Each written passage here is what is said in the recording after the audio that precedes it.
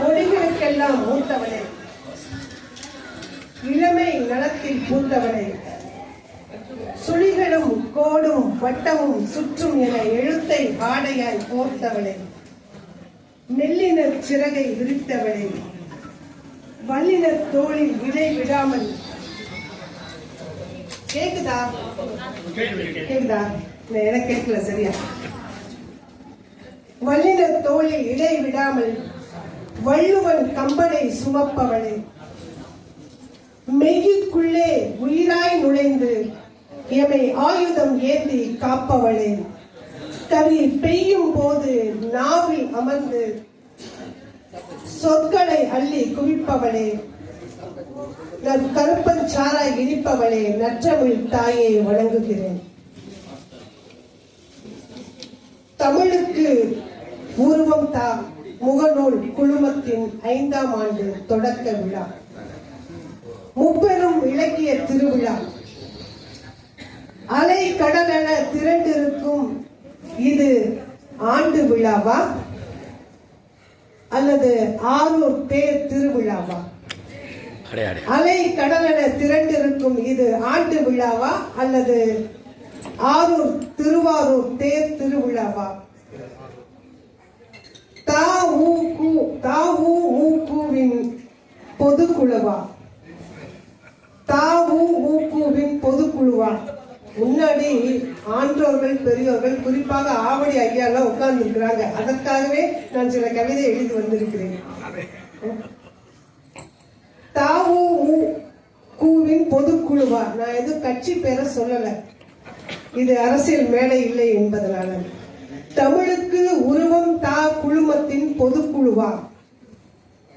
ஆளுமைகள் பலர் உண்டு, இங்கே ஆளுமைகள் பலர் உண்டு, ஆனால் இங்கே நீயா நானா போட்டி இல்லை.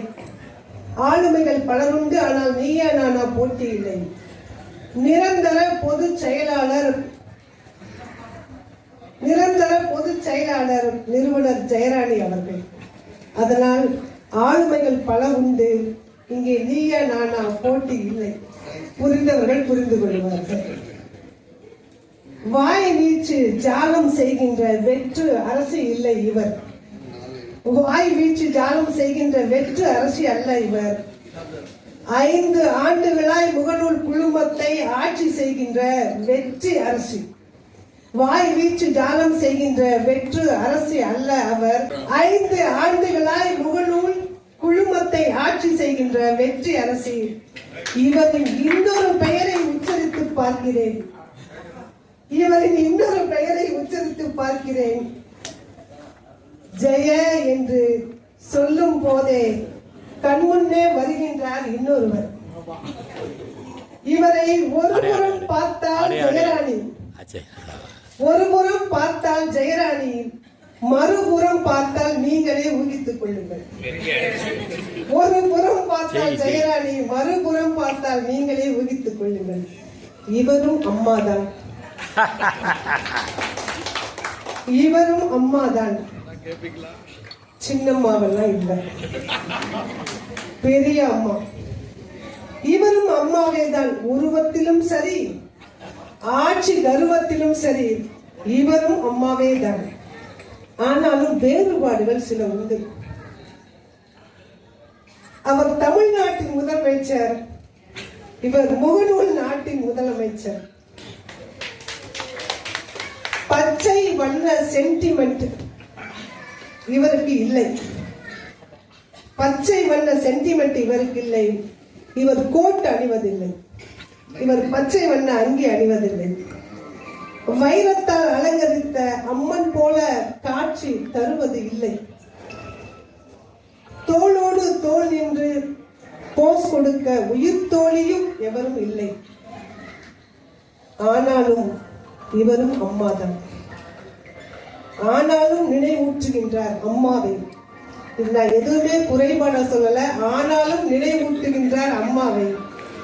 ஆளுமையால், ஏன்னா நாங்கள் எல்லாம் பார்த்து வியந்த ஒரு பெண் ஆளுமை என்று சொன்னால் முதலமைச்சரை தவிர வேற யாரையும் சொல்ல முடியாது. முன்னாள் முதலமைச்சர் அதே போல ஆளுமையால் அவரை நினைவூட்டுகின்றார். ஆனாலும் நினைவூட்டுகின்றார் அம்மாவை ஆளுமையால். 5600 உறுப்பினர்கள் கொண்ட முகநூல் முதலமைச்சர் அம்மாவை வாழ்த்துது. அடுத்து கவியரங்கத்துக்கு என்னை அழைத்தவர் ஆளையே காணும். அழைத்ததோடு சரி, அதன் பிறகு நான் தான் அவரை அழைத்துக் கொண்டிருக்கிறேன். கவியரங்க தலைமைக்கு அழைத்தவர், இப்படி சொன்னால் உங்களுக்கு புரியும் என்று நினைக்கிறேன். இவர் கரும்புவில் ஏந்தாத காமன், கரும்புவில் ஏந்தாத காமன், கிறங்க வைக்கும் காதல் கவிதைகளால் காமனுக்கே மாமன். கரும்புவில் ஏந்தாத காமன், கிறங்க வைக்கும் காதல் கவிதைகளால் காமனுக்கே மாமன். மலர்கனையை மறக்காத துஷ்யந்தன், பிரிக்க முடியாதது இவரையும் சஃபாரியையும், பிரிக்க முடியாதது இவரையும் சஃபாரியையும். கண்டுபிடிங்கள் யாராவது, க்ளூ தான். விதிக்க முடியாதது இவர் எல்லோருக்கும் செய்யும் உதவியை. சாலையிலே மரம் வளர்த்தார் பேரரசன் அசோகன். சொல்லிட்டேன். இப்ப சாலையிலே மரம் வளர்த்தார் பேரரசன் அசோகன், சாரலிலே கவி வளர்ப்பார் பேராசிரியர் அசோகன். அவர் தான் என்னை அழைத்தார். புதிய கவிதை சாரலிலே கவி வளர்ப்பார் பேராசிரியர் அசோகன். காஞ்சி தலைவன் கடைசி தம்பி என்று சொல்லலாம். காஞ்சி தலைவனின் கடைசி தம்பி, அம்மாமுகவின் இலக்கிய செயலாளர், தாவுமுகவின் இலக்கில்லாத செயலாளர். வாழ்த்துகிறேன். இணைய நிறுவனர் இதயவன். நான் இந்த குழுமத்திற்கு புதியவன். உண்மையில் சொன்னால் யாரையுமே தெரியாது. ஆனால் நான் பார்க்க விரும்பிய ஒரு முகம் இதயவன். யாரு இவ்வளவு ஒரு பெரிய தொண்டுகளை செய்து கொண்டிருக்கிறாரே, அவர் அனுப்புற வீடியோ எல்லாவற்றையும் பார்த்து வியந்தேன் நான். இவர் இதயவன், நான் புதியவள். விடியலை கையில் வைத்திருப்பவர் இவர். ஒரு தலைப்பு கொடுத்தாங்கல்ல, அந்த தலைப்புக்கு சான்று இவர்தான். இருந்த இடத்திலிருந்து சாதிக்க முடியும் என்பதற்கு வாழும் சான்று இதயவன். இவரை கண்டதில் மகிழ்கிறேன். 549 கவிஞர்கள் கவி பாடினார்கள். அது தென்மதுரை தமிழ்ச்சங்கம்.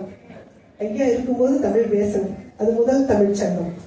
59 கவிஞர்கள் கவி பாடினர். அது கபாடபுர தமிழ்ச்சங்கம். அது இரண்டாவது தமிழ்ச்சங்கம். 49 கவிஞர்கள் கவி பாடினர். அது மதுரை தமிழ்ச்சங்கம், மூன்றாவது தமிழ்ச்சங்கம். 16 கவிஞர்கள் கவி பாட இருக்கிறார்கள். இது விர்ச்சுவல் தமிழ்ச்சங்கம். இது முகநூல் தமிழ்ச்சங்கம். 16 கவிஞர்கள் கவி பாட இருக்கிறார்கள். இது முகநூல் தமிழ்ச்சங்கம். கவிஞர்களுக்கு 16 கவிஞர்களுக்கும் என்னுடைய மனமார்ந்த வாழ்த்துக்களை தெரிவித்துக் கொள்கிறேன். அரங்கத்தில் ஆளுமைகள் பலர் உண்டு. பெயர் சொல்லி அழைக்கவும் மனம் உண்டு. தலைமை கவிக்கும் கால கணக்கு உண்டு. தலைமை கவிக்கும் கால கணக்கு உண்டு. அதனால் அனைவரையும் வணங்குகிறேன். முன்னால் அமர்ந்திருக்கின்ற ஐயா ஈகை கருணாகரன் ஐயா உட்பட அத்தனை பேரையும் பணிவாக வணங்குகிறோம். 16 பெற்று பெருவாழ்வு தாருங்கள் என்று வணங்குகிறோம். 16 பெற்று பெருவாழ்வு தாருங்கள். கவியரங்க கவிஞர்கள் 16 பேர் கவிதை தருவார்கள். அவர்களது கவிதையை நீங்கள் பெற்று அவர்களுக்கும் எங்களுக்கும் பெருவாழ்வு தாருங்கள். அடிக்கடி கை தட்டினால் ஆயுள் அதிகரிக்கும். அடிக்கடி கை தட்டினால் ஆயுள் அதிகரிக்கும் உங்களுக்கு. அடிக்கடி கை தட்டினால் ஆர்வம் அதிகரிக்கும் கவிஞர்களுக்கு. கவிஞர்கள் வாசிக்கக்கூடிய ஒவ்வொரு கவிதைக்கும் அடிக்கு அடி உங்களுடைய கைத்தட்டலை கொடுத்து உங்களுடைய ஆயுளை அதிகரித்துக் கொள்ளுங்கள் என்று வேண்டுகிறோம். உங்கள் ஆயுளையும் கவிஞர்களின் ஆர்வத்தையும் கூட்டுவது உங்கள் கையில் தான் உள்ளது. ஆனா சத்தம் தான் வரவே மாட்டேங்குது. 16 பெற்று பெருவாழ்வு தாருங்கள். மீண்டும் சொல்கிறேன். நாளைய விடியல் உங்கள் கையில். நல்ல தலைப்பு கொடுத்திருக்கிறாங்க. நாளைய விடியல் நம் கையில். நான் சின்னதா என்னுடைய தலைமை கையை சொல்லிட்டு நான் இடம் சார்கின்றேன். நாளைய விடியலும் உங்கள் கையில் தான். விடியல் என்பது ஒளியின் தொடக்கம். விடியல் என்பது புலரின் தொடக்கம். விடியல் என்பது பகலின் தொடக்கம். விடியல் என்பது நாளின் தொடக்கம். விடியல் என்பது நம்பிக்கையின் தொடக்கம். விடியல் என்பது விழிகள் திறக்கும் காலம். என்பது விடிகள் திறக்கும் காலம். விடியல் என்பது அறிவொளி பிறக்கும் காலம். அதற்கு ஏன் நாளை வரை காத்திருக்க வேண்டும்? விடியல் என்பது விடிகள் திறக்கும் காலம். விடியல் என்பது அறிவொளி பிறக்கும் காலம். அதற்கு ஏன் நாளை வரை காத்திருக்க வேண்டும்? நாளை என்பது சோம்பேறிகளின் சொல்லாடல். நாளை என்பது சோம்பேறிகளின் சொல்லாடல். விடிந்தது என்பாய் அனுதினமும். விடிந்தது என்பாய் அனுதினமும். விடியல் என்பது உன் செயலா? சென்ற விடியல் செயல் என்ன செய்தாய்? இன்று விடியலை எப்படி கடந்தாய்? நாளை என்பது எதன் கையிலோ நம்ப முடியுமா? இன்று இருப்பார் நாளை. நாளை என்பது எதன் கையிலோ நம்ப முடியுமா? மேகம் மறைத்தாலும் மின்னல் தடுத்தாலும் கதிரவன் கடமை நிற்கிறதா? உதிப்பது அவன் கடன். மேகம் மறைத்தாலும் மின்னல் தடுத்தாலும் கதிரவன் கடமை நிற்கிறதா? உதிப்பது அவன் கடன், உழைப்பது உன் கடன். உதிப்பது அவன் கடன், உழைப்பது உன் கடன். விடியலுக்காக காத்திருக்காத எடிசன் வெளிச்சத்தை கொண்டு வந்தான். விடியலுக்காக காத்திருக்காத பாபேஜ் கணினியை கண்டறிந்தான். விடியலுக்காக காத்திருக்காத எடிசன் வெளிச்சத்தை கொண்டு வந்தான். விடியலுக்காக காத்திருக்காத பாபேஜ் கணினியை கண்டறிந்தான். விடியலுக்காக காத்திருக்காத ஆம்ஸ்டாங் நிலவில் கால் பதித்தான். விடியலுக்காக காத்திருக்காத ஆம்ஸ்டாங் நிலவில் கால் பதித்தான். விடியலுக்காக காத்திருக்காத காந்திதான் சுதந்திர காற்றளித்தார். விடியலுக்காக காத்திருக்காத காந்திதான் சுதந்திர காற்றளித்தார். நீ மட்டும் ஏன் காத்திருக்கிறாய்? புலன்களுக்கு விடியல் கொடு. புலன்களுக்கு விடியல் கொடு. இருளை கொண்டாடு, இருளோடு போராடு. இருளை கொண்டாடு, இருளோடு போராடு. ஒளிப்பாதை நீ போடு. இருளை கொண்டாடு, இருளோடு போராடு. ஒளிப்பாதை நீ போடு. உனக்குள் ஒரு ஆதவன் உதித்தால் நீ மாதவன். உனக்குள் ஒரு ஆதவன் உதித்தால் நீ மாதவன். நகக்கண்கள் இருபதால் தீபங்கள் ஏற்று.